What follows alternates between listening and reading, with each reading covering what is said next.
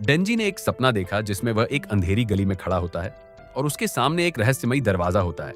वह उस दरवाजे को खोलने की कोशिश करता है, लेकिन उससे पहले ही उसकी नींद खुल जाती है। नींद खुलने के बाद वह याकूजा के लिए काम पर निकल जाता है। रास्ते में वह सोचता है कि उसने पेड़ काटकर और अपने शरीर के अंग बेचकर कितना पैसा कमाया है, जिसमें उसकी किडनी, दाएं आंख और एक अंड शामिल था, लेकिन फिर भी उसका भारी कर्ज पूरा नहीं होता। पोचिता, उसका छोटा डेविल साथी, भौंक कर उसे चेतावनी देता है कि पास में एक डेविल मौजूद है। ज्यादा पैसे कमाने के मौके को देखकर डेंजी उत्साहित हो जाता है और टोमेटो डेविल का सामना करता है। पोचिता को चैनन सॉ की तरह इस्तेमाल करके वह उसे सफलतापूर्वक मार देता है। जिस बूढ़े आदमी ने उसे काम पर रखा था, वह उसे 4 लाख येन देने का वादा करता है, लेकिन फीस और ब्याज काटने के बाद डेंजी को सिर्फ 70,000 येन मिलते हैं। अपने बिल चुकाने के बाद उसके पास केवल 1,800 येन ही बचते हैं। उस बूढ़े आदमी का ड्राइवर पूछता है कि आखिर डेंजी को क्यों रखा गया है। आदमी समझाता है कि डेंजी अपने पिता का कर्ज चुका रहा है और कोई भी प्रोफेशनल डेविल हंटर मरे हुए डेविवल को नहीं सौंपता। डेंजी आज्ञाकारी भी है और जो कहा जाए वह करता है। ड्राइवर मजाक में उसे 100 येन देकर सिगरेट खाने को कहता है, जिसे डेंजी खुशी खुशी स्वीकार करता है, लेकिन बाहर जाकर उसे थूक देता है। बाद में घर पर वह पोचिता के साथ बैठकर रोटी खाता है। वह सोचता है कि अगर उसके पास जैम वाली ब्रेड होती तो कितना अच्छा होता, लेकिन फिर उसे एहसास होता है कि यह सिर्फ एक सपना है। उसे लगता है कि वह शायद कर्ज पूरा करने से पहले ही मर जाएगा और कभी उसकी कोई गर्लफ्रेंड भी नहीं बनेगी। वह अपने पिता की कब्र पर खड़े होने की याद करता है, जहां बूढ़ा आदमी उसके पिता के आत्महत्या करने और कर्ज न चुकाने की शिकायत करता है। वह डेंजी को धमकी देता है कि वह अगले दिन तक 7 लाख येन इकट्ठा करे, वरना उसे मार दिया जाएगा। जब एक चेनसॉ वाला डेविल सामने आता है तो डेंजी मरने के करीब महसूस करता है और मरने के लिए तैयार हो जाता है, लेकिन वह पोचिता को उसका खून पीने और उसे काटने की अनुमति दे देता है। वह वादा करता है कि पोचिता उसे बदले में मदद करेगा। अगले दिन डेंजी मार्शमेलो डेविल को मारकर बूढ़े आदमी को सौंप देता है और खुद को आधिकारिक तौर पर डेविल हंटर के रूप में काम पर लगाने की मांग करता है। भूख से परेशान डेंजी पोचिता के साथ अपने सपनों के बारे में बात करता है। वह कल्पना करता है कि वह ब्रेड और जैम खा रहा है, किसी लड़की के साथ खेल रहा है और उसकी बाहों में सो रहा है। वह खून थूकता है और याद करता है कि उसकी माँ को भी दिल की बीमारी थी और वह भी ऐसे ही खून थूकती थी। बूढ़ा आदमी फिर से डेविल हंटिंग का काम लेकर आता है और उसे एक खाली फैक्ट्री में ले जाता है जहां कोई डेविल नहीं दिखता। वह डेंजी की वफादारी की तारीफ करता है, लेकिन कुत्ते की बदबू की शिकायत करता है। अचानक पीछे से एक आदमी डेंजी और पोचिता पर हमला कर देता है और उन्हें चाकू मार देता है। वह बताता है कि याकूजा ने ज्यादा ताकत पाने के लिए डेविल से सौदा किया है।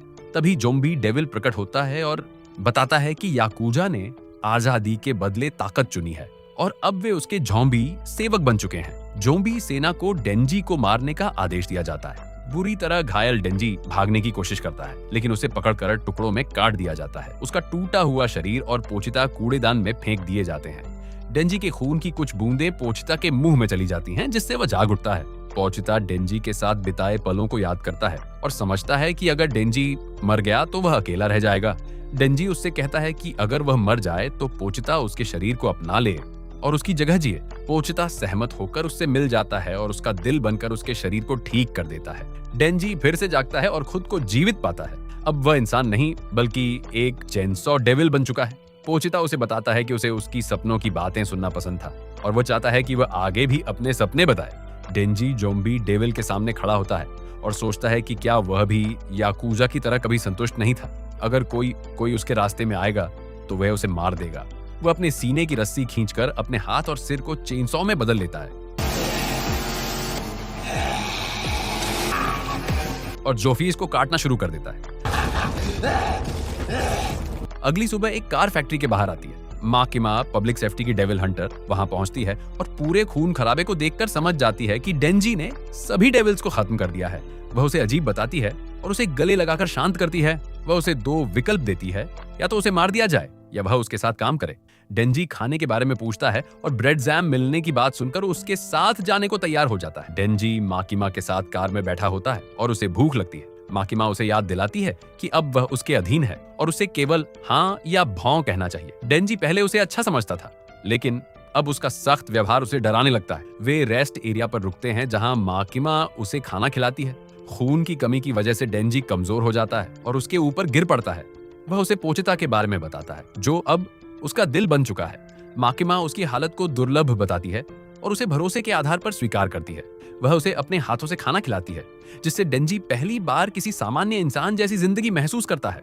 रास्ते में डेंजी उसे पसंद करने लगता है और उससे पूछता है कि उसे कैसे लड़के पसंद है। माकिमा जवाब देती है कि उसे डेंजी जैसे लड़के पसंद हैं। टोक्यो पहुंचकर वह उसे डेविल हंटर हेडक्वार्टर ले जाती है और उसे यूनिफॉर्म देती है। वहां उसकी मुलाकात आकी हायाकावा से होती है, जो उसे गंभीरता से काम करने को कहता है और उसे धमकी भी देता है। दोनों के बीच झगड़ा होता है, लेकिन माकिमा उन्हें एक ही टीम में रखती है और चेतावनी देती है कि काम छोड़ने पर उसे खत्म कर दिया जाएगा। आकी के साथ रहते हुए डेंजी सामान्य जीवन जीने लगता है।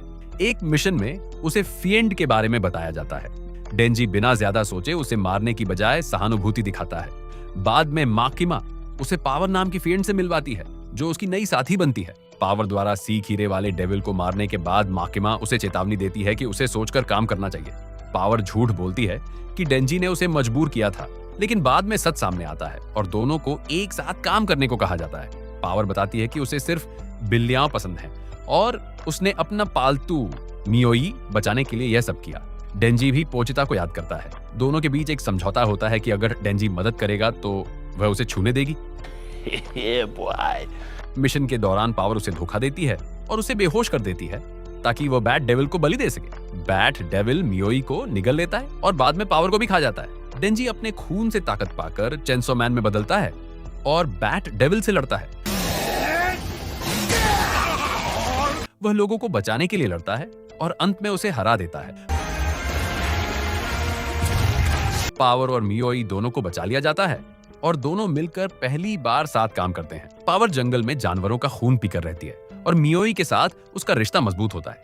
जब बैट डेविल मियोई को पकड़ लेता है तो पावर उसे बचाने के लिए शहर जाती है।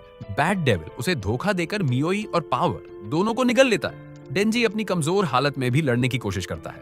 इसी दौरान लीच डेविल हमला करती है। अकी आता है और फॉक्स डेविल को बुलाकर लीच डेविल को खत्म करता है। डेंजी अस्पताल में जागता है और उसे समझाया जाता है कि डेविल हंटर्स डेविल्स के साथ कॉन्ट्रैक्ट बनाते हैं। पावर को बाद में छोड़ दिया जाता है और वह डेंजी और अक्की के साथ रहने लगती है। वह बदतमीजी करती है, लेकिन धीरे धीरे टीम का हिस्सा बन जाती है। डेंजी और पावर दोनों के बीच हल्का भरोसा बनना शुरू हो जाता है।